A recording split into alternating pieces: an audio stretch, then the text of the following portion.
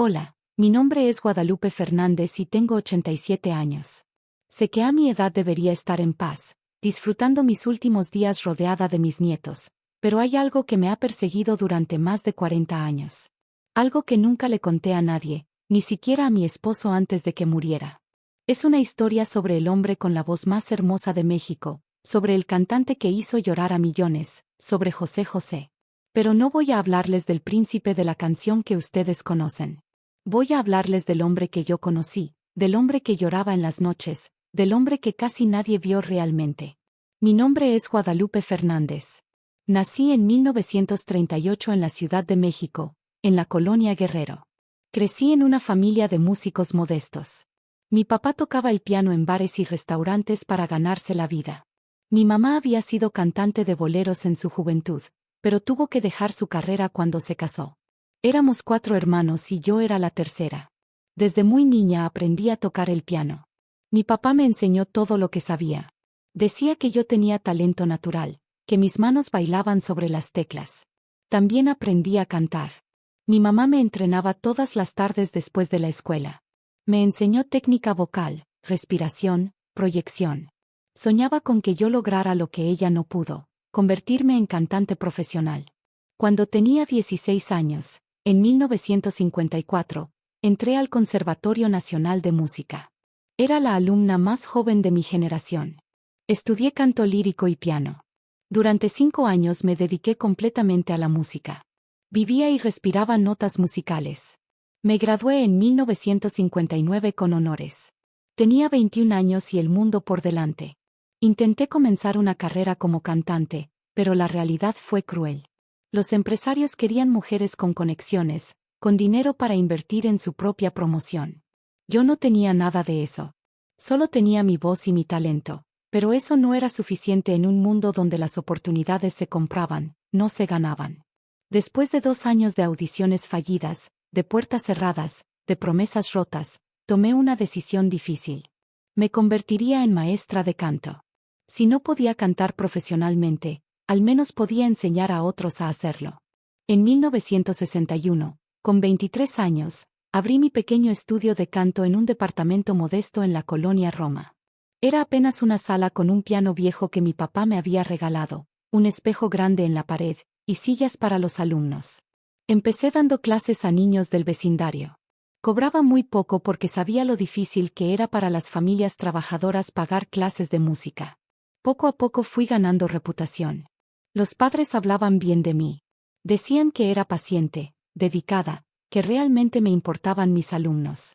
En 1965 ya tenía casi 30 estudiantes. Algunos eran niños, otros adolescentes, algunos adultos que siempre habían soñado con cantar. Les enseñaba técnica, les corregía postura, les ayudaba a encontrar su verdadera voz. Fue en marzo de 1968 cuando todo cambió. Era un martes por la tarde. Yo estaba dando clase a una alumna adolescente cuando tocaron la puerta. Abrí y me encontré con un joven de unos 26 años. Era delgado, nervioso, con ojos tristes que parecían cargar el peso del mundo. Vestía ropa simple, limpia pero gastada. Me preguntó con voz suave si yo daba clases de canto. Le respondí que sí. Él me dijo que necesitaba ayuda urgente con su técnica vocal. Me contó que cantaba en bares y cabarets para sobrevivir, pero que su voz se cansaba mucho, que a veces no podía alcanzar las notas altas, que necesitaba mejorar o perdería su trabajo. Le pedí que esperara a que terminara con mi alumna. Él se sentó en la pequeña sala de espera que tenía afuera de mi estudio. Cuando finalmente pude atenderlo, le pedí que cantara algo para evaluar su nivel. Él se paró junto al piano con timidez evidente. Tomó aire profundo y comenzó a cantar Sabor a mí de Álvaro Carrillo. Lo que salió de su boca me dejó paralizada. Era la voz más hermosa que había escuchado en mi vida. No era solo hermosa por su timbre aterciopelado, era hermosa por la emoción que transmitía. Cada palabra salía de su alma, no solo de su garganta. Cuando terminó de cantar, tenía lágrimas en los ojos. Yo también. Me quedé en silencio unos segundos procesando lo que acababa de escuchar. Luego le pregunté su nombre. Él me respondió con sencillez, José Rómulo Sosa Ortiz, pero todos me dicen Pepe. Yo no sabía entonces que ese joven nervioso y humilde se convertiría en José José, el príncipe de la canción. En ese momento era solo Pepe, un cantante de bares luchando por sobrevivir. Le dije con honestidad que su voz era extraordinaria, pero que efectivamente tenía problemas técnicos. Respiraba incorrectamente, tensaba los músculos del cuello al cantar notas altas, no proyectaba adecuadamente. Esos errores podían dañar permanentemente sus cuerdas vocales si no los corregía pronto. Él escuchó atentamente cada observación. Me preguntó si podía ayudarlo, si había esperanza de mejorar. Le aseguré que sí, que con trabajo disciplinado podría no solo corregir sus problemas, sino convertirse en un cantante técnicamente impecable. Sus ojos se iluminaron con esperanza que me partió el corazón. Era evidente que había sufrido muchos rechazos, muchas puertas cerradas. Acordamos que vendría 2 veces por semana, martes y jueves por la tarde. Cobraría apenas lo suficiente para cubrir mis gastos. Él aceptó agradecido. Desde ese primer día comenzó una relación que cambiaría mi vida para siempre. Durante los primeros meses trabajamos intensamente en su técnica. Le enseñé ejercicios de respiración diafragmática, de relajación muscular, de resonancia. Practicábamos escalas interminables. Él era estudiante aplicado, disciplinado, obsesivo con mejorar. Llegaba siempre puntual, a veces hasta con 30 minutos de anticipación. Se quedaba después de clase practicando solo en el estudio cuando yo le daba permiso. Poco a poco fuimos desarrollando confianza más allá de la relación maestro-alumno. Él empezó a contarme sobre su vida. Me habló de su infancia difícil, de su papá alcohólico que lo había abandonado, de su mamá que trabajaba limpiando casas para mantener a la familia.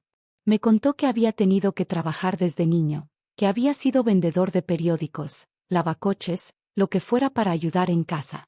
Me habló de su amor por la música, de cómo había aprendido a tocar la guitarra solo, de sus primeros trabajos cantando en bares de mala muerte donde la gente apenas le prestaba atención. Me contaba todo esto con voz tranquila, sin amargura, como quien ha aceptado que la vida es dura y hay que seguir adelante de todos modos. Yo escuchaba con empatía genuina. Veía en él a alguien que, como yo, había soñado con la música pero había chocado con la realidad brutal de la industria. La diferencia era que él tenía un talento extraordinario que no podía ser ignorado. Yo sabía que si seguía trabajando duro, si perfeccionaba su técnica, eventualmente el mundo tendría que reconocerlo. En julio de 1968, después de 4 meses de clases, noté una mejoría dramática en su voz. Había corregido casi todos sus problemas técnicos. Su rango vocal se había expandido. Podía sostener notas altas sin esfuerzo visible. Su control de respiración era impecable. Estaba listo para dar el siguiente paso. Le sugerí que participara en un concurso de canto que se organizaría en septiembre en el Teatro Blanquita. Era competencia importante con jueces reconocidos de la industria musical. El ganador recibiría contrato de grabación. Pepe se puso nervioso con la idea. Me dijo que había participado en concursos antes y siempre perdía. Yo insistí. Le dije que antes no tenía la preparación técnica adecuada, que ahora era diferente, que confiara en sí mismo. Finalmente aceptó. Trabajamos incansablemente durante 2 meses preparando su presentación. Escogimos El Triste de Roberto Cantoral. Era canción difícil, con notas muy altas, perfecta para demostrar su rango vocal. Practicamos esa canción cientos de veces. Cada matiz, cada respiración, cada emoción. Yo lo acompañaba en el piano mientras él cantaba una y otra vez hasta que la interpretación era perfecta. La noche del concurso yo estaba más nerviosa que él. Fui al Teatro Blanquita para apoyarlo.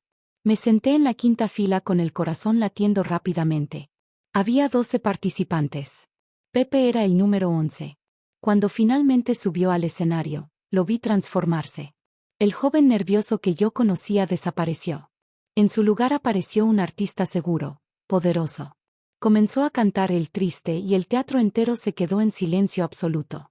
Su voz llenaba cada rincón del espacio con una emoción tan intensa que la gente contenía la respiración. Cuando llegó a las notas altas del final, la sostuvo con una potencia y una belleza que me hizo llorar. El teatro explotó en aplausos. La gente se puso de pie ovacionándolo. Yo lloraba de orgullo y de emoción. Sabía que acababa de presenciar el nacimiento de una estrella. Pepe no ganó ese concurso. Quedó en tercer lugar. Fue injusticia terrible porque claramente había sido el mejor.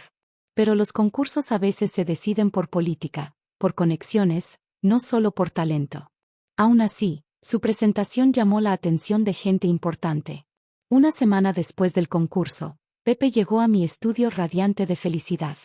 Me contó que un productor lo había contactado. Querían grabar un disco con él. Era oportunidad pequeña, un sello discográfico independiente, pero era su pie en la puerta.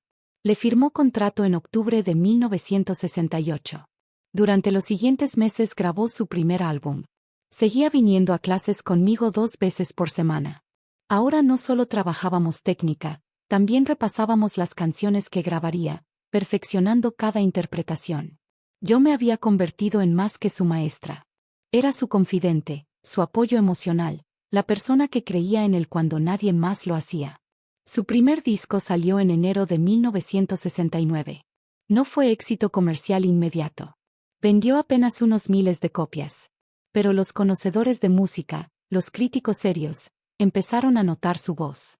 Hablaban de él como promesa, como nuevo talento a seguir. Pepe seguía trabajando en bares por las noches para pagar sus cuentas. Durante el día ensayaba, grababa, venía a clases conmigo. Era vida agotadora, pero él nunca se quejaba. En mayo de 1969 sucedió algo que me preocupó profundamente. Pepe llegó a clase oliendo a alcohol. No estaba borracho, pero era evidente que había bebido. Le pregunté qué pasaba. Él intentó restarle importancia diciendo que solo había tomado unas copas con amigos para celebrar que le habían dado más presentaciones en un club nocturno importante. Le advertí que el alcohol era enemigo terrible de las cuerdas vocales, que tenía que cuidarse si quería tener carrera larga. Él asintió prometiendo que tendría cuidado. Pero durante las siguientes semanas empecé a notar un patrón preocupante. Llegaba a clases cada vez con más frecuencia oliendo a alcohol. A veces sus manos temblaban ligeramente. Su puntualidad perfecta empezó a fallar. Llegaba tarde, a veces cancelaba clases con excusas vagas. Yo estaba preocupada, pero no sabía cómo abordar el tema sin ofenderlo o alejarlo. Decidí esperar el momento adecuado para hablar con él seriamente. Ese momento llegó en agosto de 1969. Pepe llegó a clase visiblemente afectado por el alcohol. Su voz estaba ronca, sus ojos vidriosos. Le dije que no podíamos tener clase en esas condiciones, que necesitábamos hablar. Lo senté en el sofá de mi estudio y le preparé café fuerte. Cuando estuvo un poco más sobrio, le hablé con firmeza pero con cariño. Le dije que estaba destruyendo su talento con la bebida, que había trabajado demasiado duro para tirarlo todo por el alcohol. Le pregunté qué estaba pasando realmente. ¿Por qué bebía tanto? Él se quedó en silencio largo rato mirando su taza de café. Luego comenzó a llorar. Fue llanto silencioso con lágrimas corriendo por su cara sin hacer ruido. Me acerqué y le puse la mano en el hombro. Finalmente habló. Me dijo que bebía porque era la única forma de callar las voces en su cabeza, las voces que le decían que no era suficiente, que nunca llegaría a nada, que era un fracasado como su padre. Me contó que a pesar del contrato discográfico, a pesar de las presentaciones, vivía en pobreza extrema. No tenía dinero ni para pagar la renta de su cuarto miserable. Comía una vez al día si tenía suerte.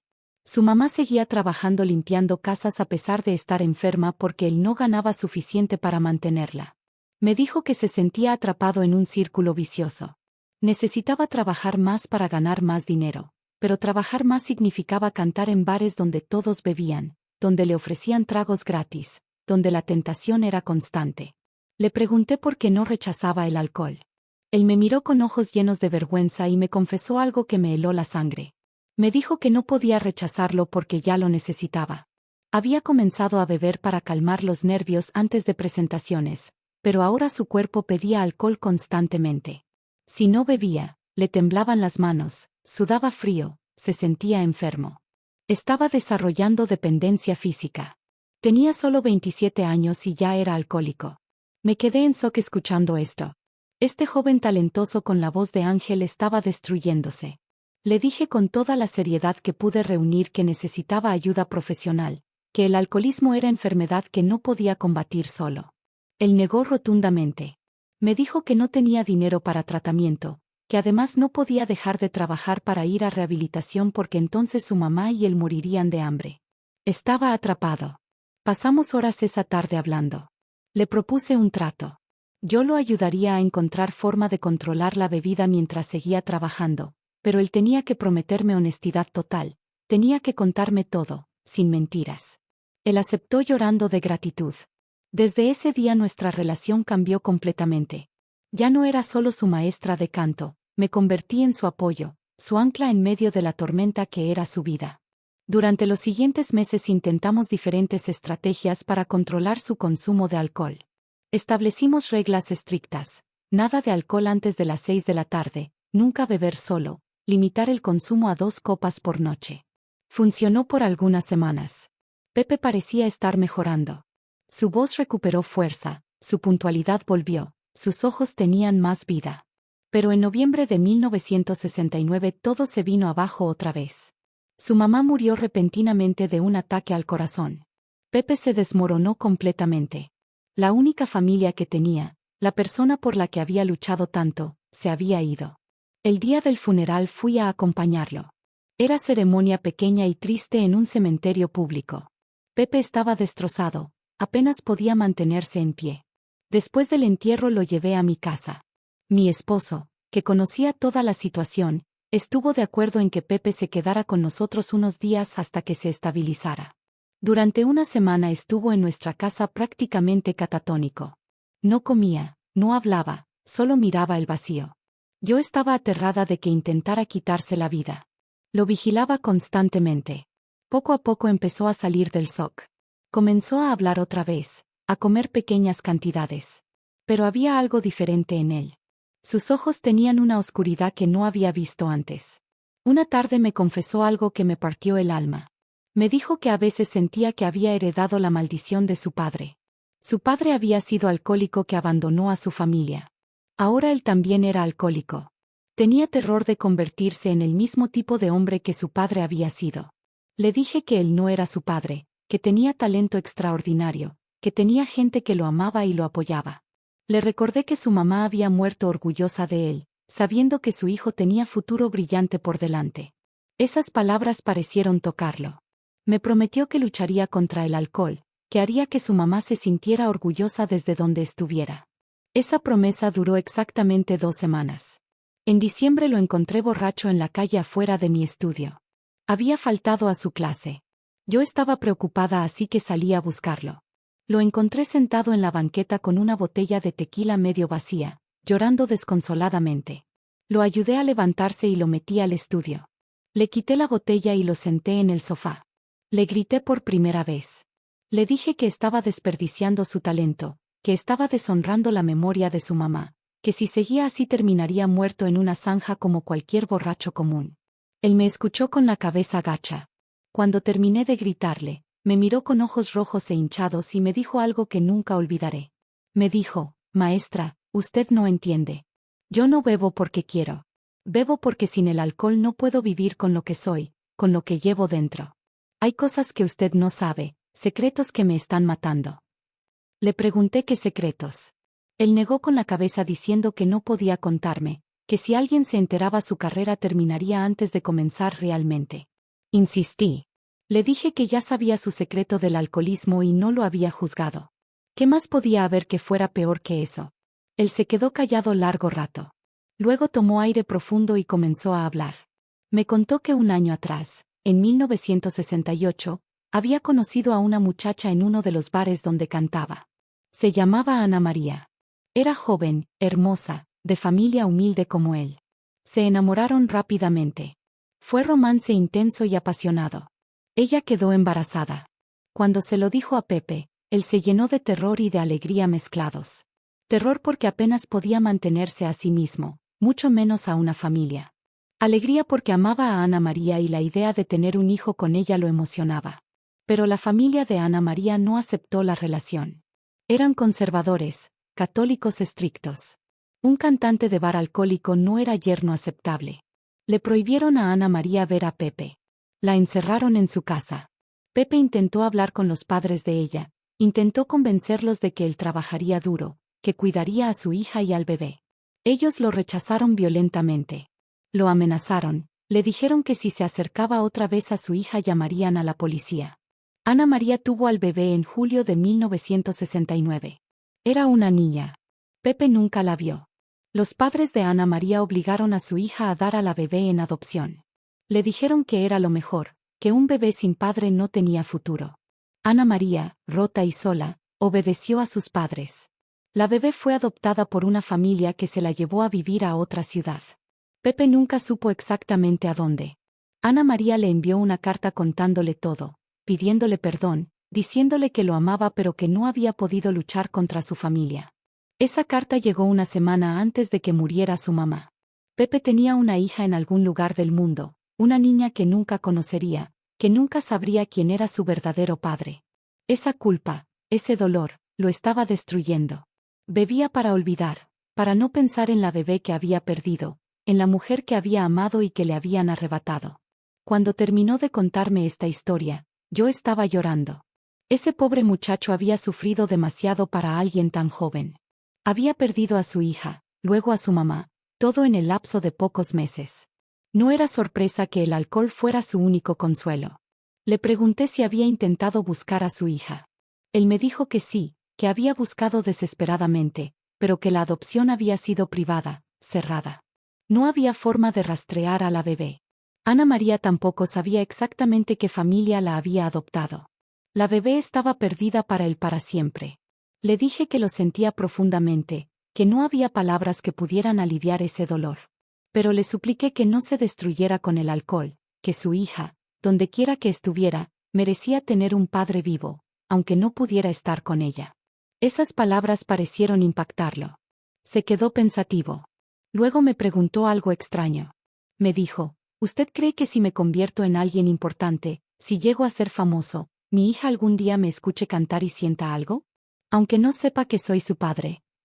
Le respondí que sí, que las conexiones de sangre eran misteriosas, que tal vez algún día su hija escucharía su voz y sentiría algo especial sin saber por qué. Él asintió lentamente. Me dijo que entonces tenía que seguir luchando, que tenía que llegar a ser grande, no por él sino por su hija. Tal vez era la única forma de estar cerca de ella aunque fuera a distancia. Esa conversación marcó un punto de inflexión. Pepe volvió a enfocarse en su carrera con determinación renovada. Durante 1970 trabajó incansablemente. Grabó su segundo disco. Consiguió más presentaciones en lugares mejores. Su nombre empezaba a circular en la industria musical. La gente hablaba de ese cantante con voz increíble. Seguía luchando con el alcohol.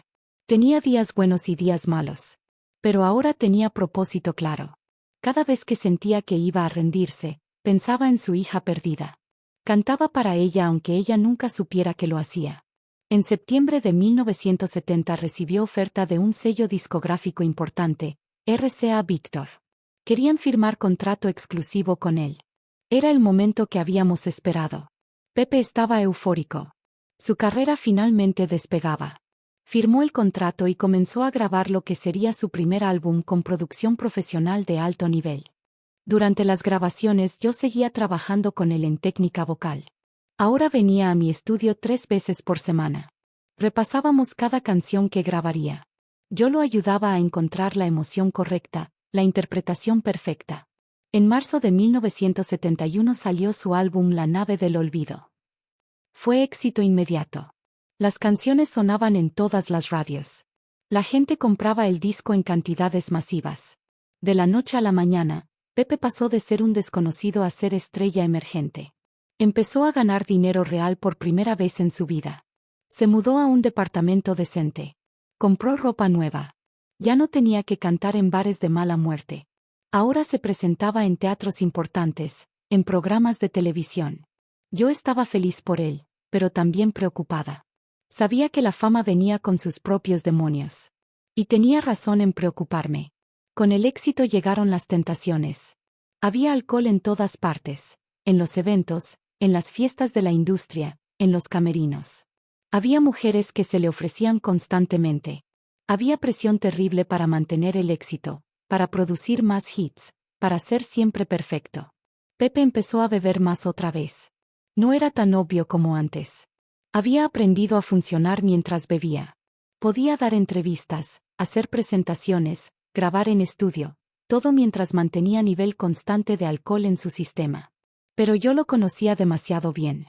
Veía las señales, los ojos un poco vidriosos, las manos que temblaban ligeramente en las mañanas, el olor a menta que usaba para cubrir el aliento alcohólico. Le hablé sobre esto varias veces. Él me aseguraba que tenía todo bajo control, que solo bebía socialmente, que no era problema. Pero yo sabía que se estaba mintiendo a sí mismo. El alcoholismo no desaparece solo porque las cosas vayan bien. En muchos casos empeora con el éxito porque hay más acceso, más justificaciones. En 1972 su fama explotó completamente. Su canción El Triste se volvió himno en toda América Latina. Lo invitaban a presentarse en programas de televisión internacionales. Vendía discos por millones. La prensa lo llamaba el príncipe de la canción. Era el ídolo de multitudes. Mujeres se desmayaban en sus conciertos. Hombres lo admiraban. Era símbolo de México en el mundo. Pero el hombre que yo conocía en privado estaba cada vez más perdido. Una tarde de agosto llegó a mi estudio completamente borracho. Era las 3 de la tarde. Nunca lo había visto así de temprano. Lo senté y le preparé café. Le pregunté qué había pasado. Él me contó entre sollozos que había visto a una niña de unos 3 años en un parque. La niña se parecía a Ana María. Pepe se había quedado paralizado mirándola, preguntándose si podría ser su hija. Sabía que era imposible, que su hija había sido adoptada por familia de otra ciudad, pero la sola posibilidad lo había destrozado. Se había ido directamente a un bar y había bebido hasta perder el sentido. Me dijo llorando que no podía seguir así, que el dolor de haber perdido a su hija lo estaba matando lentamente. Cada niña que veía en la calle podría ser ella. Cada vez que cantaba canciones de amor pensaba en Ana María. Estaba atrapado en pasado que no podía cambiar. Le sugerí otra vez que buscara ayuda profesional, que fuera a terapia, que tratara el alcoholismo como la enfermedad que era. Él finalmente aceptó. Comenzó a ir a un psiquiatra en secreto absoluto. No podía permitir que la prensa se enterara. Su imagen de príncipe perfecto se destruiría si alguien supiera que estaba en terapia por alcoholismo. Durante 6 meses, de septiembre de 1972 a febrero de 1973, Pepe trabajó intensamente con el psiquiatra. También asistía a reuniones de alcohólicos anónimos usando nombre falso. Yo estaba orgullosa de él por finalmente aceptar ayuda. Hubo mejoría notable. Redujo su consumo de alcohol significativamente. Su salud mejoró. Su voz sonaba más clara, más fuerte. Parecía más feliz. Pero en marzo de 1973 todo cambió otra vez. Recibió carta anónima. Alguien le escribió diciendo que sabía dónde estaba su hija.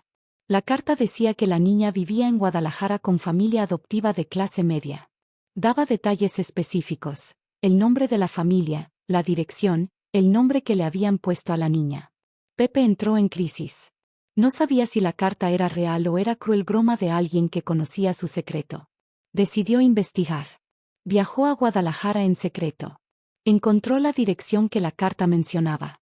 Era casa modesta pero bien cuidada en un barrio tranquilo. Pasó días vigilando la casa desde su carro. Finalmente vio a una niña de aproximadamente 4 años salir con una mujer que parecía ser su madre. Pepe me contó que cuando vio a esa niña sintió algo inexplicable en su pecho. Era como reconocimiento instintivo. La niña tenía sus ojos, su misma forma de sonreír. Estaba casi seguro de que era su hija. Quiso acercarse, quiso hablarle, pero se contuvo. ¿Qué le diría? ¿Cómo explicaría quién era? La niña tenía familia que la amaba. Irrumpir en su vida causaría caos terrible. Pero tampoco podía simplemente irse y olvidar que había encontrado a su hija. Estaba paralizado entre 2 opciones igualmente dolorosas. Pasó una semana en Guadalajara, torturado por la indecisión. Finalmente tomó decisión que lo atormentaría el resto de su vida. Decidió no revelarle la verdad a la niña, pero tampoco alejarse completamente. Contrató discretamente a un investigador privado para que vigilara a su hija, para que le enviara reportes regulares sobre cómo estaba, qué hacía, cómo le iba en la escuela. También estableció un fondo financiero anónimo. Cada mes enviaba dinero a la familia adoptiva haciéndolo pasar como beca de una fundación educativa. Era su forma de cuidar a su hija sin interferir en su vida. Cuando volvió a la Ciudad de México estaba destrozado. Me contó todo llorando en mi estudio. Le pregunté si estaba seguro de su decisión. Él me dijo que no estaba seguro de nada, pero que era lo único que podía hacer. Su hija tenía familia estable. Revelar la verdad solo causaría dolor y confusión. Al menos así podía asegurarse desde lejos de que estuviera bien. Esa decisión tuvo costo terrible en su salud mental. Volvió a beber pesadamente. El trabajo con el psiquiatra y Alcohólicos Anónimos se abandonó. Decía que ya no importaba, que de todas formas estaba condenado a vivir con ese dolor. Durante los siguientes años, de 1973 a 1975, su carrera siguió creciendo exponencialmente mientras su vida personal se desmoronaba. Sacaba disco tras disco, todos éxitos masivos. Llenaba estadios completos. Ganaba premios internacionales. Era el cantante más famoso de habla hispana. Pero en privado era hombre roto que bebía hasta perder el conocimiento todas las noches. Yo seguía siendo su maestra de canto y su confidente. Era una de las pocas personas que conocía toda su verdad. Había veces que llegaba a clases tan borracho que no podía ni pararse. Yo lo cuidaba, le preparaba café, lo dejaba dormir en el sofá de mi estudio hasta que se le pasara la borrachera. Mi esposo me decía que estaba perdiendo mi tiempo, que Pepe era caso perdido, que el alcoholismo lo mataría eventualmente sin importar cuánto yo intentara ayudarlo. Pero yo no podía abandonarlo. Había visto su talento puro, había conocido su corazón bondadoso. Sabía que debajo del alcoholismo había hombre extraordinario atrapado en dolor insoportable. En 1976 sucedió algo que me dio esperanza temporal. Pepe conoció a una mujer llamada Natalia Herrera, conocida como Kiki. Era modelo, hermosa, elegante, de familia bien. Se enamoraron y se casaron rápidamente en ceremonia privada. La prensa celebró la boda como cuento de hadas. El príncipe de la canción había encontrado a su princesa. Yo conocí a Kiki en una reunión que Pepe organizó para presentármela. Era mujer inteligente, encantadora, pero noté algo que me preocupó. Ella no sabía nada sobre el pasado de Pepe. No sabía sobre su hija perdida, no sabía la verdadera profundidad de su alcoholismo. Pepe le había presentado versión editada de su vida. Ella creía que él bebía ocasionalmente en eventos sociales, no que era alcohólico en etapa avanzada. Le pregunté a Pepe en privado por qué no le había contado la verdad a Kiki. Él me dijo que tenía miedo de perderla, que si ella supiera toda la verdad lo dejaría. Prefería mentirle que arriesgarse a estar solo otra vez. Le advertí que los matrimonios basados en mentiras no duraban, que eventualmente la verdad saldría y sería peor. Él me suplicó que no le dijera nada a Kiki, que guardara sus secretos. Le prometí que lo haría, pero con condición de que él buscara ayuda otra vez para su alcoholismo. No podía construir matrimonio saludable mientras seguía bebiendo así. Pepe aceptó. Volvió a terapia y a reuniones de Alcohólicos Anónimos. Durante los primeros meses del matrimonio, en 1976 y principios de 1977, hubo mejoría. Pepe parecía genuinamente feliz. Kiki estaba embarazada. Iban a tener un bebé. Él estaba emocionado y aterrado al mismo tiempo. Emocionado por tener oportunidad de ser padre de verdad esta vez. Aterrado por su historial, por sus demonios, por la posibilidad de fallarle a este hijo como le había fallado a su hija perdida. El bebé nació en octubre de 1977. Era niña. La llamaron Marisol. Cuando Pepe me mostró foto de su bebé recién nacida, lloró. Me dijo que era la cosa más hermosa que había visto, que prometía ser mejor padre que su propio padre había sido, que nunca abandonaría a esta niña. Yo quería creerle, pero conocía la fuerza del alcoholismo.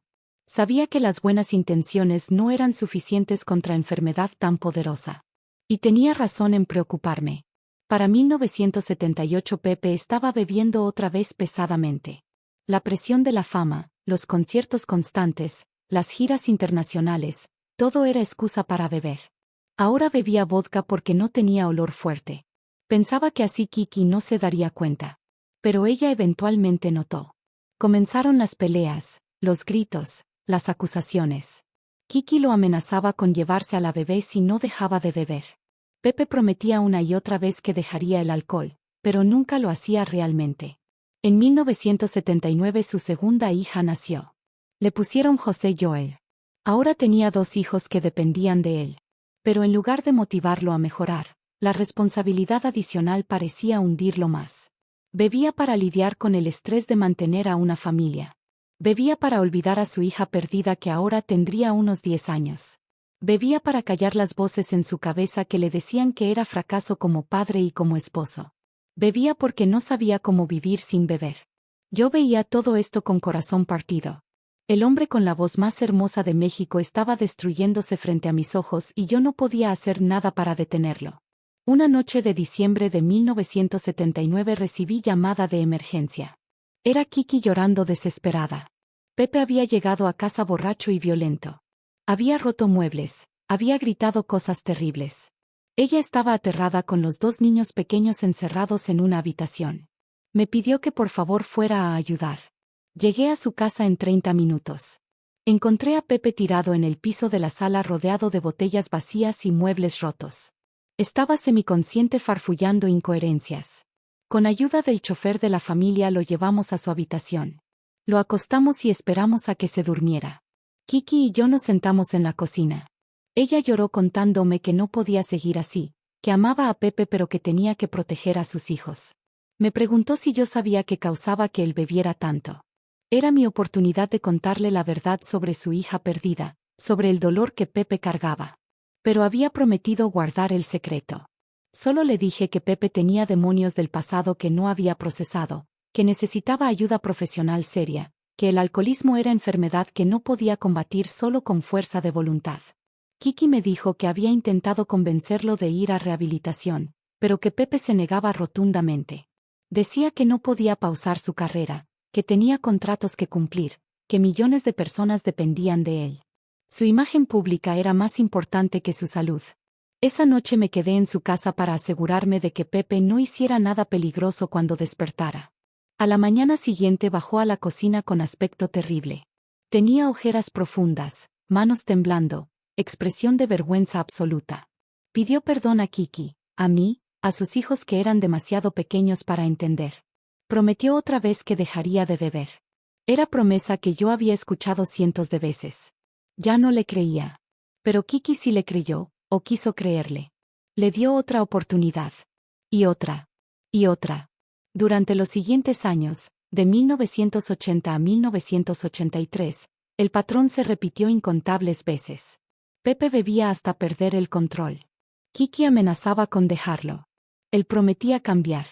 Había periodo breve de sobriedad. Luego recaída inevitable. Cada ciclo era más destructivo que el anterior. Su salud se deterioraba visiblemente. Había ganado peso.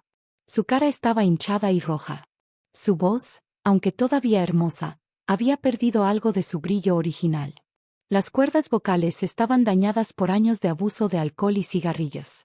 Yo seguía trabajando con él cuando estaba lo suficientemente sobrio para tener clases. Intentaba ayudarlo a mantener su técnica vocal a pesar del daño que el alcohol causaba. Era batalla perdida, pero no podía rendirme.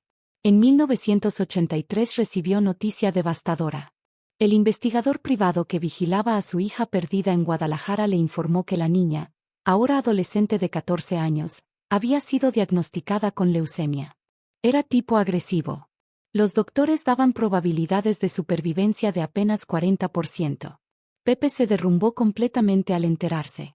Su hija estaba enferma de muerte y él no podía ni siquiera visitarla, no podía consolarla, no podía estar ahí como padre. Lo único que podía hacer era enviar dinero anónimo para pagar los mejores tratamientos posibles. Aumentó significativamente las cantidades que enviaba a la familia adoptiva. Se aseguró de que la niña tuviera acceso a los mejores oncólogos del país. Pero el dinero no era suficiente. Él quería estar ahí, quería sostener la mano de su hija mientras pasaba por quimioterapia. Esa frustración lo llevó a beber más que nunca. Durante 6 meses vivió en estado de borrachera casi permanente. Seguía cumpliendo con presentaciones porque era profesional disciplinado incluso en medio de su adicción, pero entre conciertos bebía sin parar. Kiki finalmente llegó a su límite. En enero de 1984 se llevó a los niños y se fue de la casa. Le dijo a Pepe que no volvería hasta que él entrara a rehabilitación seria. Esta vez no era amenaza vacía. Realmente se fue. Pepe se quedó solo en su mansión enorme rodeado de botellas y recuerdos. Me llamó llorando. Me dijo que había perdido todo. Su hija perdida estaba muriendo, su esposa se había ido con sus otros hijos, su voz estaba deteriorándose. No tenía razón para seguir viviendo. Me aterré al escuchar esas palabras. Fui inmediatamente a su casa. Lo encontré en su estudio de grabación personal sentado en el piso con botella de whisky en la mano.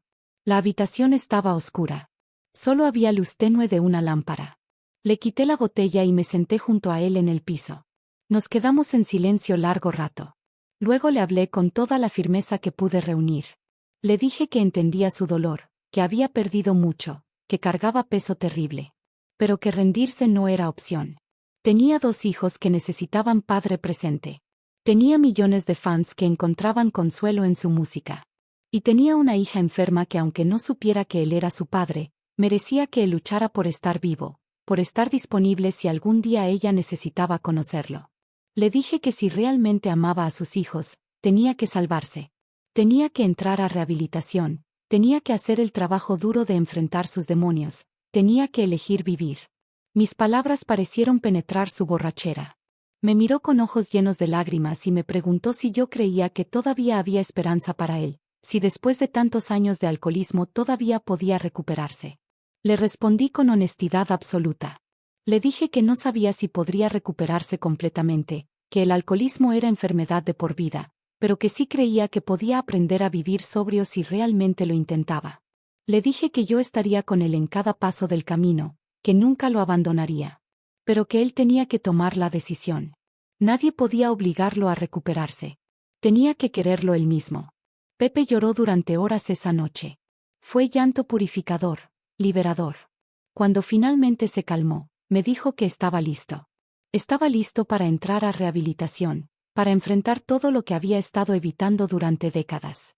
En febrero de 1984 Pepe entró a un centro de rehabilitación privado en las afueras de la Ciudad de México.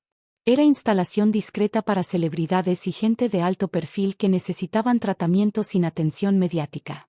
El programa era intensivo, 3 meses de internación completa sin contacto con el mundo exterior. Pepe tuvo que cancelar todos sus compromisos profesionales. La prensa especuló sobre su ausencia. Su equipo de relaciones públicas decía que estaba de vacaciones, que necesitaba descanso después de años de trabajo constante. Nadie podía saber la verdad. Yo fui una de las pocas personas autorizadas a visitarlo durante su tratamiento. Iba una vez por semana. Las primeras semanas fueron terribles. Pepe estaba pasando por síndrome de abstinencia severo.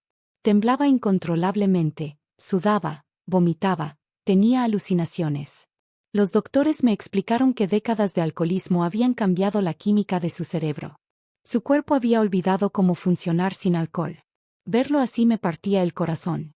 Este hombre que había cantado para presidentes, que había llenado estadios, que había hecho llorar a millones con su voz, estaba reducido a alguien que no podía ni sostener un vaso de agua sin que sus manos temblaran.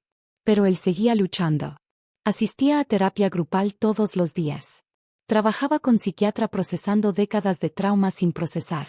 Por primera vez en su vida estaba enfrentando su dolor sin usar alcohol como anestesia. Era proceso brutal pero necesario. En una de mis visitas, después de un mes de tratamiento, Pepe me contó sobre algo que había descubierto en terapia. Me dijo que el terapeuta le había ayudado a entender que su alcoholismo no era solo sobre el dolor de perder a su hija o sobre la presión de la fama. Era también sobre odio profundo a sí mismo que había desarrollado desde niño. Me explicó que cuando era pequeño, su padre alcohólico lo golpeaba y le decía que era inútil, que nunca llegaría a nada, que era basura igual que él. Esas palabras se habían grabado en su mente de niño. Incluso ahora, después de todo su éxito, parte de él todavía creía esas palabras. Bebía para castigar a ese niño interior que creía que no merecía amor ni felicidad. Bebía porque en el fondo sentía que no merecía el éxito que había logrado. Era revelación devastadora pero importante. Finalmente entendía la raíz de su autodestrucción. El terapeuta le estaba enseñando a desafiar esas creencias, a separar la voz de su padre abusivo de su propia voz interna. Era trabajo difícil que tomaría años, pero era comienzo. Después de 3 meses en rehabilitación, en mayo de 1984, Pepe salió. Estaba transformado físicamente. Había perdido peso. Su piel lucía más saludable. Sus ojos tenían claridad que no había visto en años. Pero más importante, había cambio en su energía. Hablaba con calma nueva, con propósito. Me dijo que los 3 meses en rehabilitación habían sido los más difíciles de su vida, pero también los más importantes. Había aprendido herramientas para manejar sus impulsos de beber. Sabía que era alcohólico de por vida, que nunca podría beber solo una copa. Tenía que mantenerse sobrio completamente o recaer inevitablemente. Estaba comprometido con su sobriedad. Kiki volvió con los niños cuando él salió de rehabilitación. Estaba cautelosamente optimista. Quería creer que esta vez sería diferente. Pepe se reunió con sus hijos después de 3 meses de ausencia. Los niños estaban confundidos sobre dónde había estado papá. Él les explicó de forma apropiada para su edad que había estado enfermo, que había tenido que ir a un hospital especial para mejorarse, que ahora estaba mejor y que los amaba muchísimo.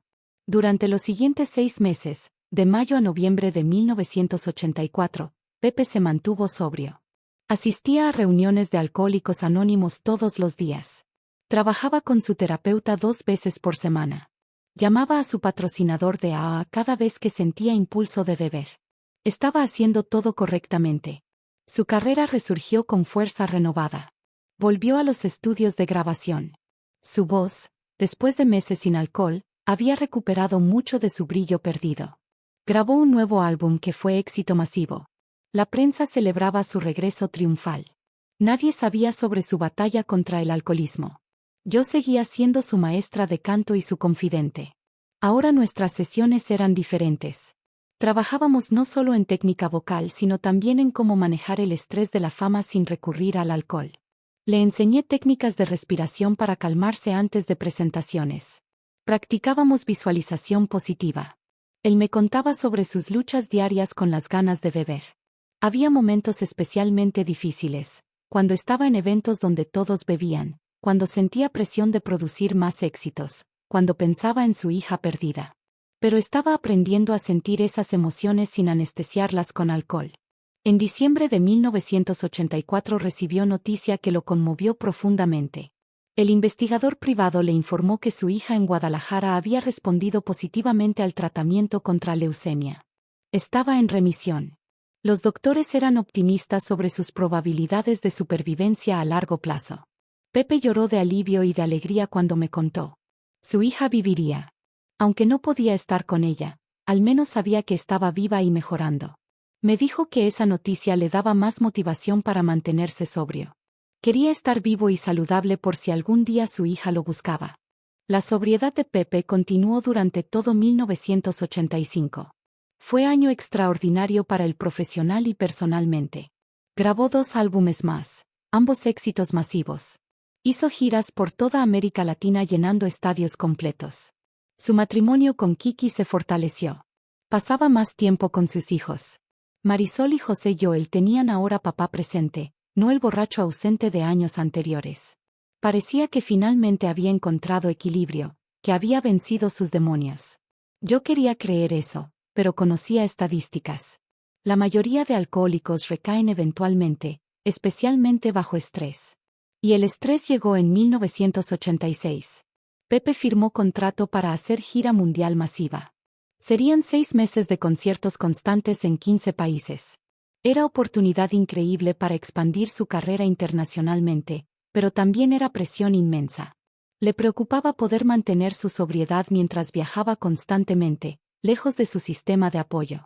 Le sugerí que llevara a su terapeuta con él en la gira, o que al menos estableciera contacto con grupos de alcohólicos anónimos en cada ciudad donde se presentaría. Él prometió que lo haría. La gira comenzó en marzo de 1986. Al principio todo iba bien. Pepe me llamaba regularmente contándome sobre los conciertos, sobre las multitudes que lo recibían con amor en cada país. Me decía que estaba manejando bien la presión, que seguía sobrio. Pero en mayo algo cambió. Sus llamadas se volvieron menos frecuentes. Cuando hablábamos sonaba distante, evasivo. Mi instinto me decía que algo estaba mal. En junio recibí llamada de Kiki. Estaba llorando. Me dijo que había volado a Madrid donde Pepe se estaba presentando porque había escuchado rumores preocupantes. Cuando llegó al hotel lo encontró borracho en su habitación. Había recaído. Kiki estaba devastada. Me preguntó qué debía hacer. Le dije que lo único que podía hacer era confrontarlo, darle ultimátum claro. O volvía a rehabilitación inmediatamente o ella se iría definitivamente con los niños.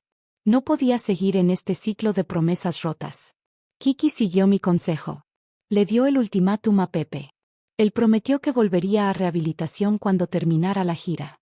Necesitaba cumplir con los contratos firmados. Kiki aceptó esa condición a regañadientes. Pero cuando la gira terminó en septiembre, Pepe no entró a rehabilitación.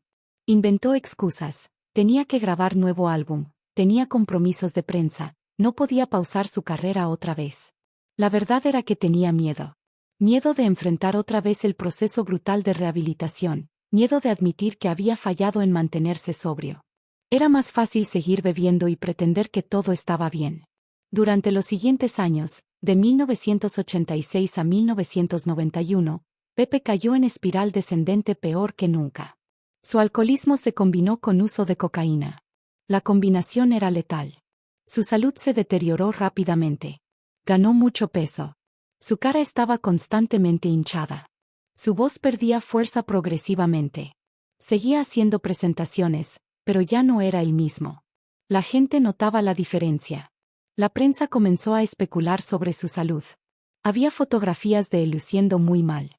Su equipo de relaciones públicas trabajaba tiempo extra intentando controlar el daño a su imagen. Kiki finalmente cumplió su amenaza. En 1991 se divorció de él y se llevó a los niños. Pepe estaba destrozado pero no podía culparla. Sabía que había destruido su matrimonio con su adicción. Yo seguía en contacto con él durante estos años oscuros, aunque nuestras clases de canto se habían vuelto irregulares. A veces pasaban meses sin que lo viera. Cuando finalmente aparecía estaba en condiciones terribles.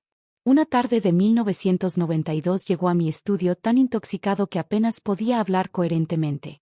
Se sentó en el sofá y lloró como niño. Me dijo que quería morir, que su vida no tenía sentido, que había arruinado todo lo bueno que había tenido. Le pregunté por qué no buscaba ayuda otra vez. Él me respondió con honestidad brutal. Me dijo que había perdido la esperanza. Había estado en rehabilitación antes. Había estado sobrio por periodos largos. Pero siempre recaía eventualmente. Estaba cansado de luchar. Era más fácil rendirse y dejar que el alcohol lo matara. Le dije que no podía rendirse, que sus hijos lo necesitaban, que millones de personas seguían amando su música. Me miró con ojos vacíos y me dijo algo que me heló la sangre. Me dijo, maestra, ¿qué importa si la gente ama mi música si yo me odio a mí mismo? ¿Qué importa cuántas personas llenen estadios si yo estoy vacío por dentro? No tenía respuesta para esas preguntas. Tenía razón en cierta forma terrible. El éxito externo no significaba nada si internamente estaba destruido. Durante los siguientes años traté de mantenerme en contacto con él, pero era cada vez más difícil. A veces desaparecía por meses. Luego reaparecía con historias sobre borracheras épicas, sobre noches que no recordaba, sobre despertar en lugares desconocidos. En 1993 me contó algo que me rompió el corazón. Su hija de Guadalajara, que ahora tenía 24 años, se había casado. El investigador privado le había enviado fotos de la boda. La muchacha era hermosa, radiante en su vestido de novia. Pepe había llorado mirando esas fotos.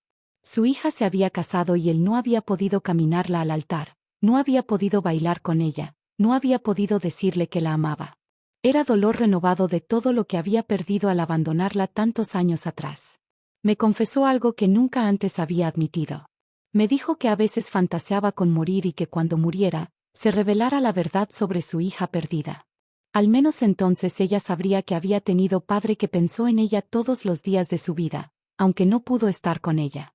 Le dije que eso era forma terrible de pensar, que todavía tenía tiempo de conocer a su hija en vida si encontraba el valor de acercarse a ella. Él negó con la cabeza. Me dijo que había perdido ese derecho hacía mucho tiempo. No merecía entrar a la vida de ella ahora solo porque él quería aliviar su culpa. Ella tenía vida feliz sin él. No iba a arruinarla apareciendo de repente. Respetaba esa decisión, pero dolía verlo sufrir así. En 1995 sucedió algo que me sorprendió. Pepe empezó a hacer algo bueno en medio de su autodestrucción. Comenzó a ayudar anónimamente a músicos jóvenes que estaban luchando con adicciones. Usaba su dinero para pagar tratamientos de rehabilitación para cantantes sin recursos. Ayudaba a familias de músicos que habían muerto por sobredosis. Todo en secreto absoluto. Nadie podía saber que José José era quien pagaba todo. Me contó sobre esto una tarde que vino a visitarme relativamente sobrio. Le pregunté por qué lo hacía. Me dijo que si no podía salvarse a sí mismo, al menos podía salvar a otros. Cada músico joven que ayudaba a entrar a rehabilitación era como salvar una versión más joven de sí mismo.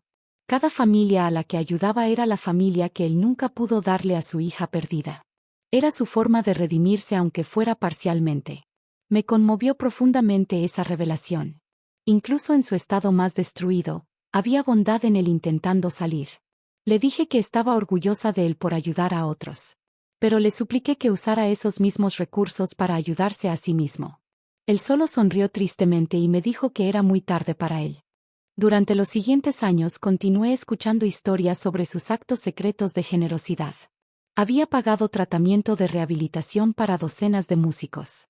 Había establecido fondo para becas musicales para niños pobres. Había financiado clínicas de rehabilitación en barrios marginales.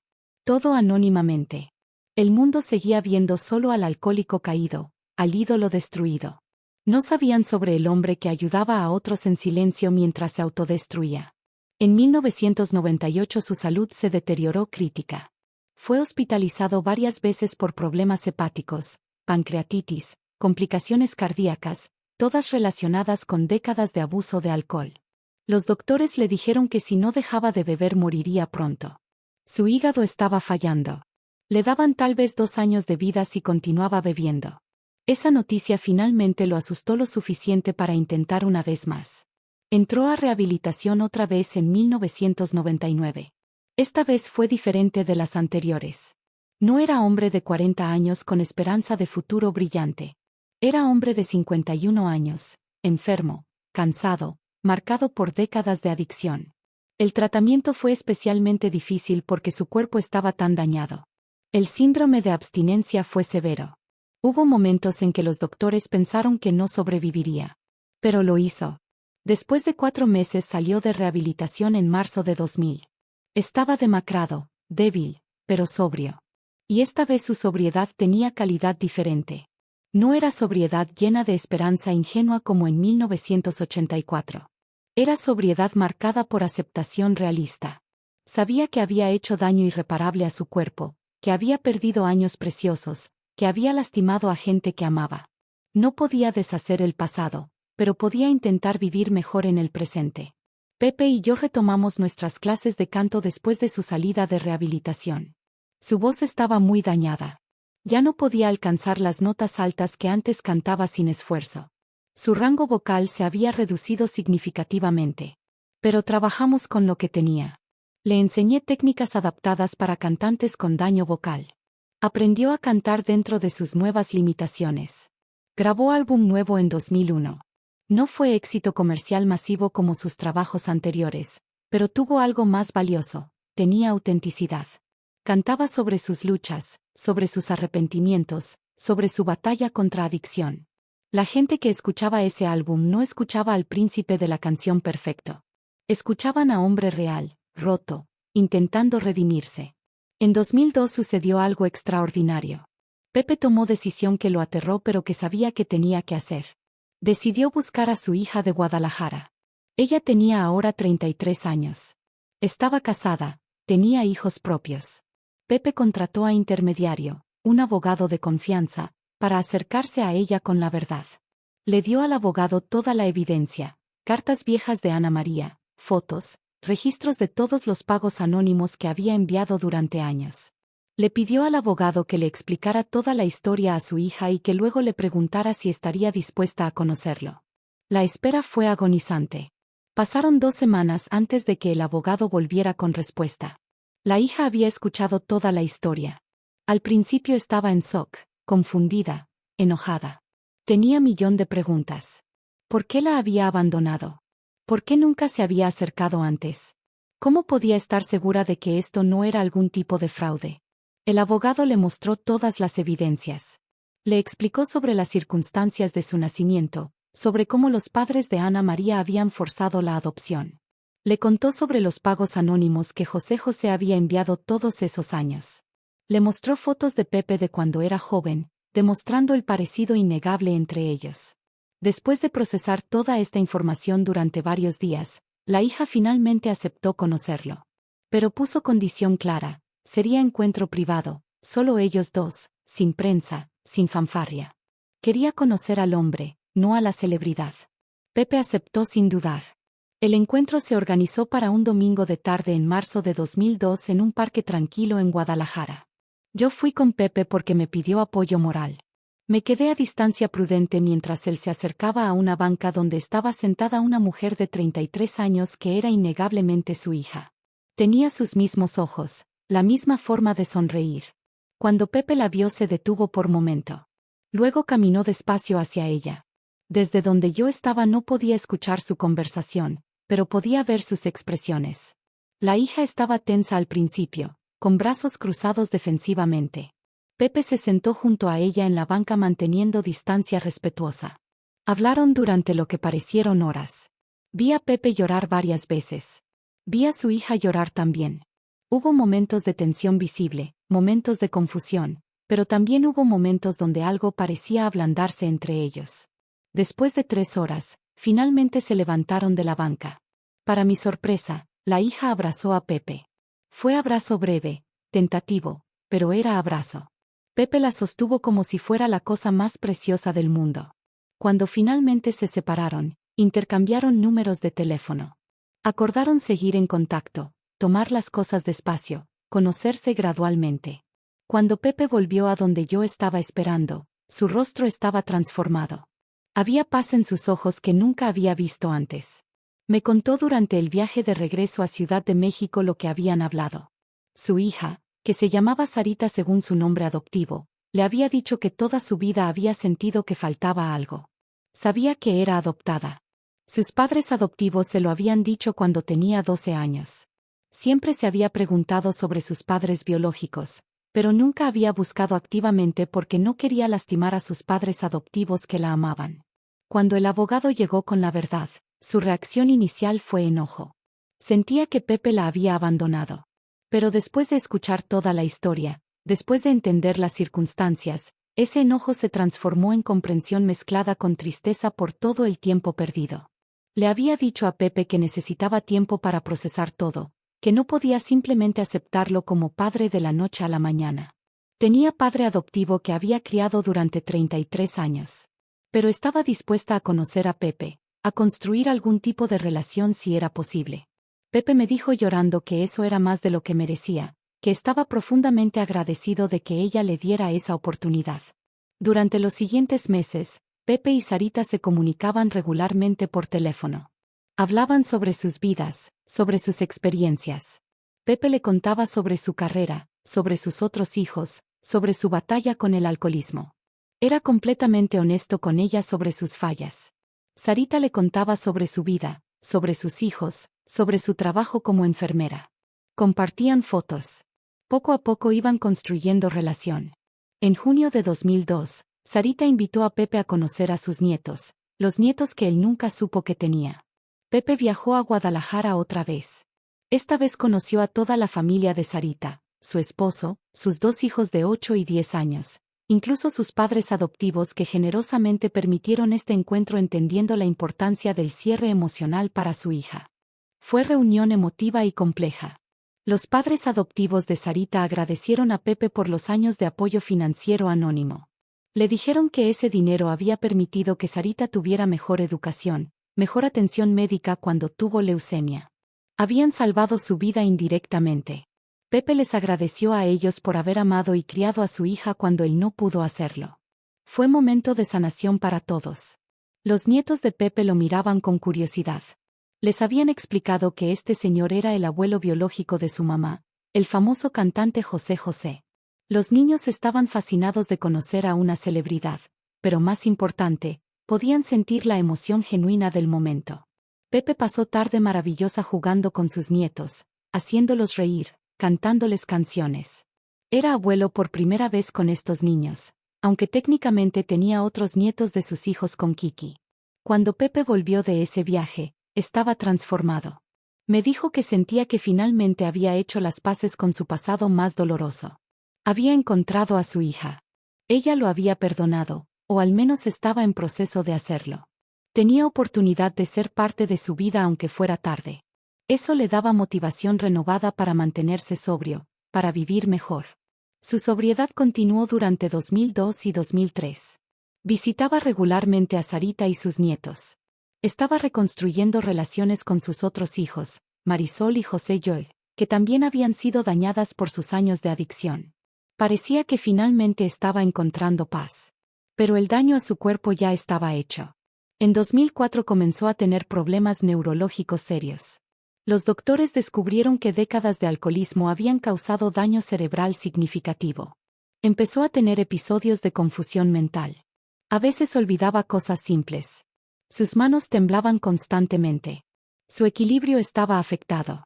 Los doctores le explicaron que este daño era permanente, que empeoraría progresivamente. No había cura. Era consecuencia irreversible de sus décadas de abuso de alcohol. Pepe aceptó este diagnóstico con calma sorprendente. Me dijo que era precio que tenía que pagar por sus decisiones. Había vivido décadas destruyéndose. No podía esperar que su cuerpo aguantara sin consecuencias. Lo importante era que estaba sobrio ahora, que estaba presente para sus hijos y nietos mientras todavía podía. Durante los siguientes años, de 2004 a 2007, los problemas neurológicos empeoraron gradualmente. Pepe tuvo que retirarse parcialmente de presentaciones públicas porque su voz ya no era confiable y sus episodios de confusión eran impredecibles. Era retiro forzado pero necesario. Pasaba más tiempo con familia. Había hecho las paces con Kiki. Aunque nunca volvieron a estar juntos románticamente, habían desarrollado amistad basada en años compartidos y en amor mutuo por sus hijos. Sus hijos Marisol y José Joel, ahora adultos, habían perdonado a su padre por sus años ausentes. Entendían que el alcoholismo era enfermedad, no falta de amor. Sarita se había convertido en parte importante de su vida. La visitaba regularmente. Era relación sanadora para ambos. Ella le había dado algo que él nunca pensó que tendría, perdón y aceptación. Yo seguía viéndolo regularmente, aunque ya no para clases de canto formales. Su voz estaba demasiado dañada. Ahora solo conversábamos, compartíamos recuerdos, reflexionábamos sobre su vida extraordinaria. Una tarde de 2008, mientras tomábamos té en mi estudio, Pepe me hizo pregunta profunda. Me preguntó si yo pensaba que su vida había valido la pena. Le pregunté qué quería decir. Él elaboró. Me dijo que había tenido éxito extraordinario como cantante. Millones de personas amaban su música. Había ganado todos los premios imaginables. Había alcanzado fama que pocos artistas logran. Pero había destruido su salud, había perdido años preciosos con sus hijos, había causado dolor a gente que amaba. Cuando balanceaba todo, ¿había valido la pena? Le respondí con honestidad. Le dije que su vida absolutamente había valido la pena, pero no por las razones que él pensaba. No había valido la pena por la fama o los premios. Había valido la pena por las vidas que había tocado, los músicos jóvenes a quienes había salvado de adicción con su ayuda anónima, las familias que había ayudado financieramente, los millones de personas que habían encontrado consuelo en sus canciones durante sus momentos más difíciles. Y más importante, había valido la pena por su batalla constante contra sus demonios. Aunque había perdido muchas batallas, nunca se había rendido completamente. Había seguido luchando incluso cuando parecía imposible. Eso era heroísmo real. Pepe lloró al escuchar mis palabras. Me agradeció por haber estado con él durante 40 años, por nunca haberlo abandonado incluso cuando había estado en su peor momento. Me dijo que yo había sido su ancla, la única constante en su vida caótica. Le dije que el privilegio había sido mío. Conocer al hombre detrás de la voz, ver su humanidad completa con toda su belleza y todo su dolor, había sido honor extraordinario. En 2010 los problemas de salud se aceleraron. Pepe fue diagnosticado con cáncer pancreático. Los doctores dijeron que era resultado directo de décadas de alcoholismo. El pronóstico no era bueno. Le daban tal vez 2 años con tratamiento agresivo. Pepe decidió no hacer tratamiento agresivo. Dijo que había vivido suficiente, que estaba cansado de luchar contra su cuerpo que fallaba. Quería pasar sus últimos meses con calidad de vida, rodeado de familia, no en hospitales conectado a máquinas. Sus hijos intentaron convencerlo de que luchara, de que hiciera el tratamiento. Pero él fue firme en su decisión. Me llamó para explicarme su razonamiento. Me dijo que había pasado décadas luchando, contra el alcoholismo, contra sus demonios internos, contra las expectativas de la fama. Estaba cansado de luchar. Quería pasar sus últimos días en paz, haciendo las paces finales con todos, preparándose para morir con dignidad. Respetaba su decisión aunque me dolía. Durante los siguientes meses visitaba a Pepe regularmente en su casa. Su salud se deterioraba visiblemente. Perdía peso rápidamente. El dolor era constante. Pero había serenidad en el que nunca había visto. Estaba en paz con su vida, con sus decisiones, con su muerte inminente. Pasaba días enteros con sus hijos y nietos. Les contaba historias de su vida, les enseñaba canciones, les transmitía todo el amor que no había podido darles durante sus años perdidos en adicción. Sarita venía frecuentemente de Guadalajara para estar con él. Habían desarrollado relación hermosa en los años desde que se conocieron. Ella lo llamaba papá ahora. Esa simple palabra le daba a Pepe alegría inmensa. Había esperado toda su vida escuchar a esta hija llamarlo papá. En julio de 2019, cuando su condición empeoró críticamente, Pepe me pidió que fuera a visitarlo.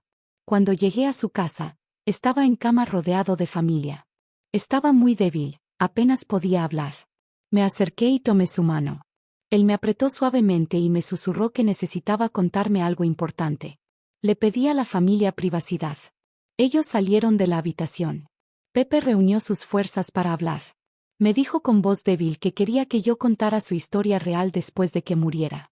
No la versión editada que la prensa conocía, sino la verdad completa, sobre su hija perdida y encontrada, sobre su batalla de toda la vida contra el alcoholismo, sobre su dolor secreto y su generosidad secreta.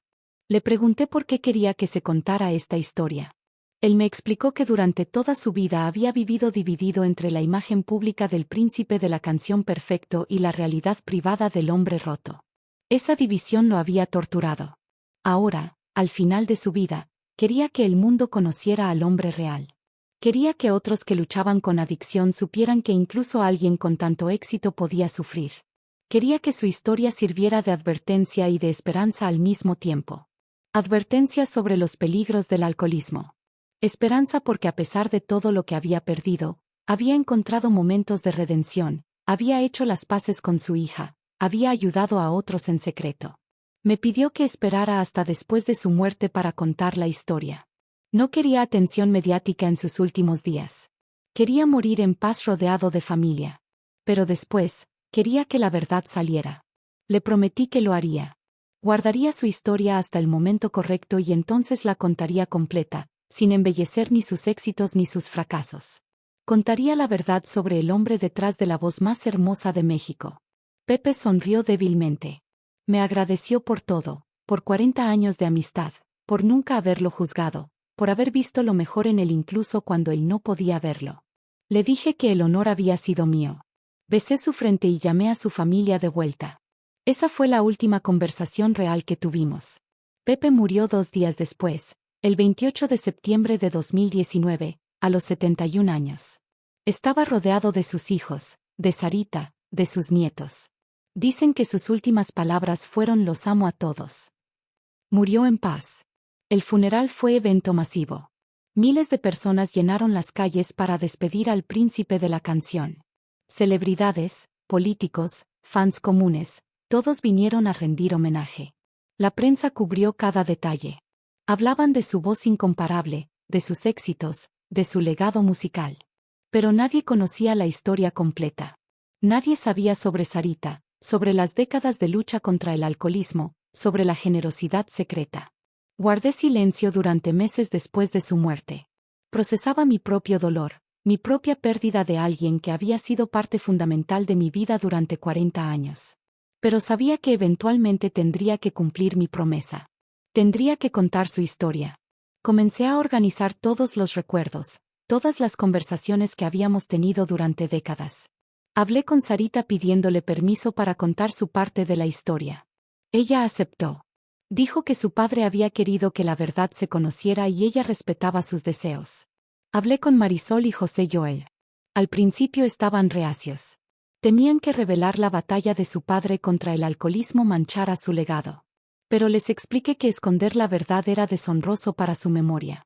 Pepe había sido hombre complejo, imperfecto, profundamente humano. Había luchado contra demonios terribles.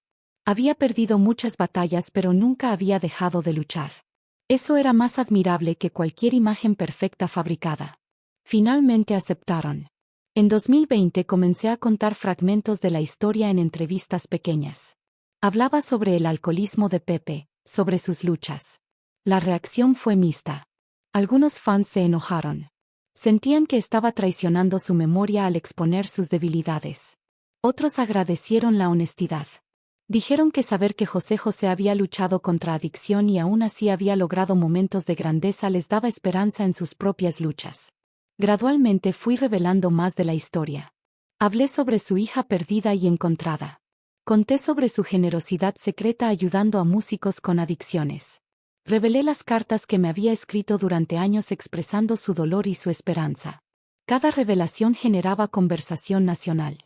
La gente debatía sobre adicción, sobre paternidad, sobre el precio de la fama, sobre redención. Exactamente lo que Pepe había esperado. Quería que su historia completa sirviera para algo más grande que solo preservar su imagen. Ahora, en 2025, 6 años después de su muerte, estoy contando la historia completa por primera vez. Tengo 87 años. Mi salud no es buena. Los doctores dicen que tal vez me quedan meses.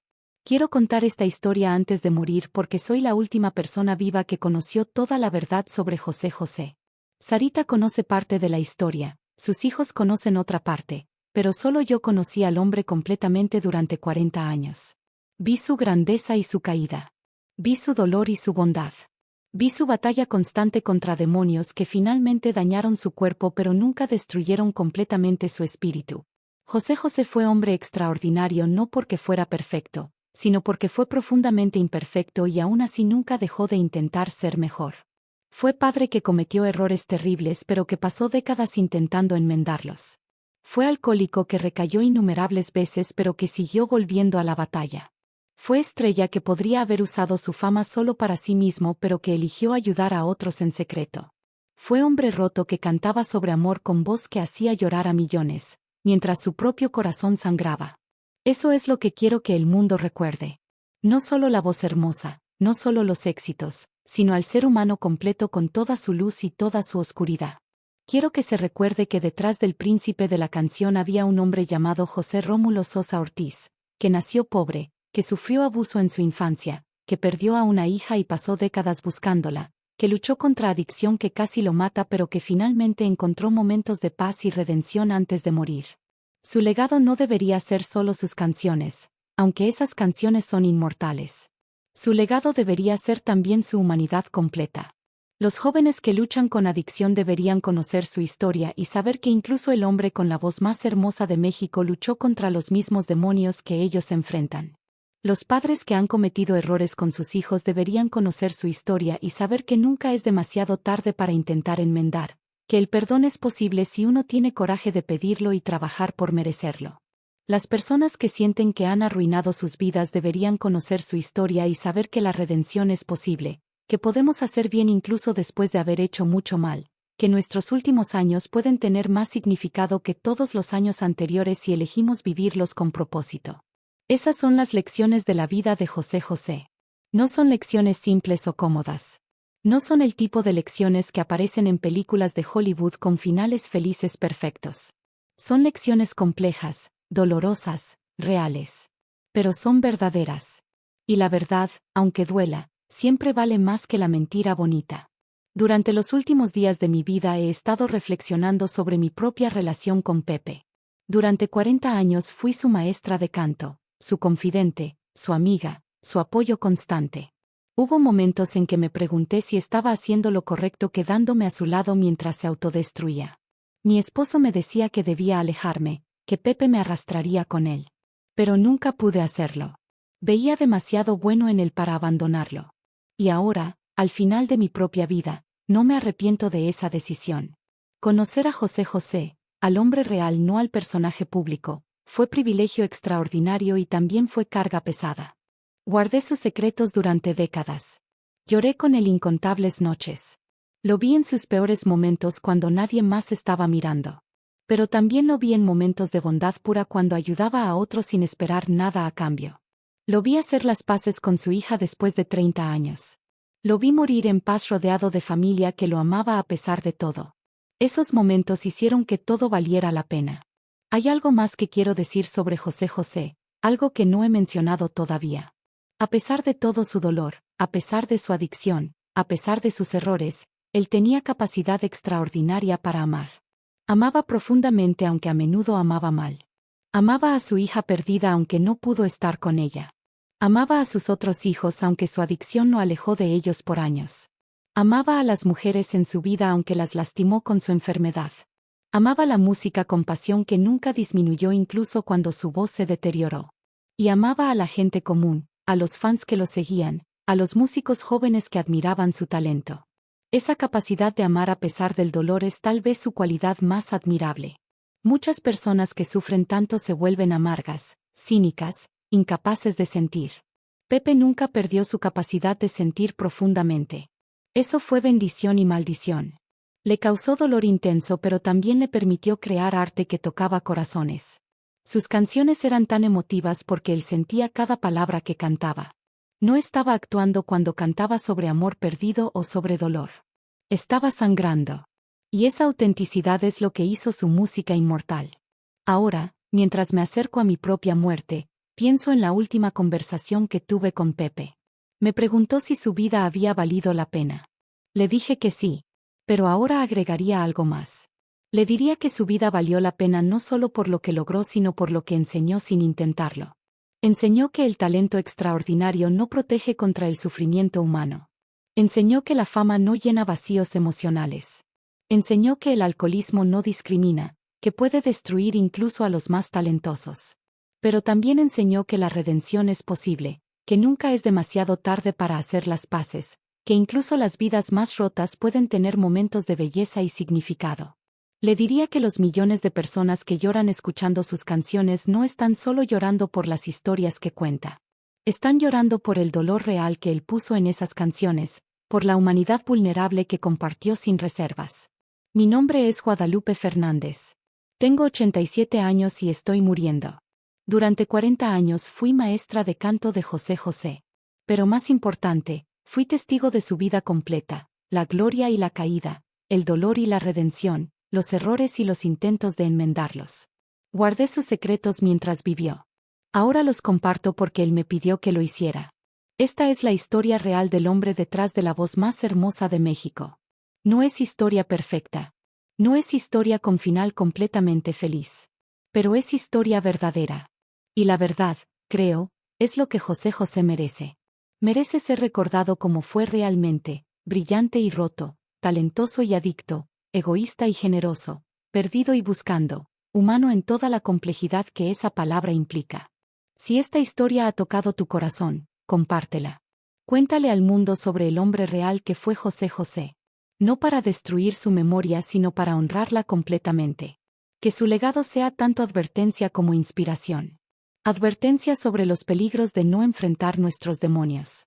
Inspiración sobre la posibilidad de encontrar redención incluso después de perdernos completamente. Yo me iré pronto a reunirme con mi viejo amigo. Espero que donde esté haya encontrado la paz que buscó toda su vida. Espero que su voz, libre finalmente del cuerpo dañado, cante con la belleza pura que tenía cuando era joven. Y espero que sepa que su historia, su verdadera historia, finalmente ha sido contada. Descansa en paz, Pepe. Gracias por dejarme conocer al hombre detrás del príncipe. Fue el honor de mi vida.